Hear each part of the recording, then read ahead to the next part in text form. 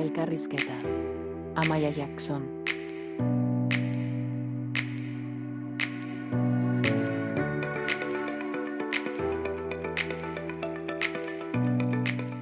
Ezinbestekoa da hori.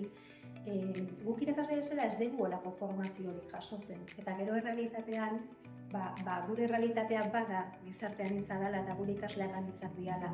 Orduan, ezinbestekoa iruditzen zait irakasle bezala formakuntza bat jasotzea, formakuntza antiarrazista bat, jakin behar ditugu gelan gertatzen dian egoera batzuk kudeatzen, guregan dauden gauza batzuk aldatzen, zuk esan dezun bezala betaurreko antiarrazista horiek jasten eta kendu gabe bizitzen ez. Osea, askotan da ez nire naiz razista, baina horrekin ez da nahikoa. Antiarrazista izan behar da, gizarte aldatu nahi baldin badegu.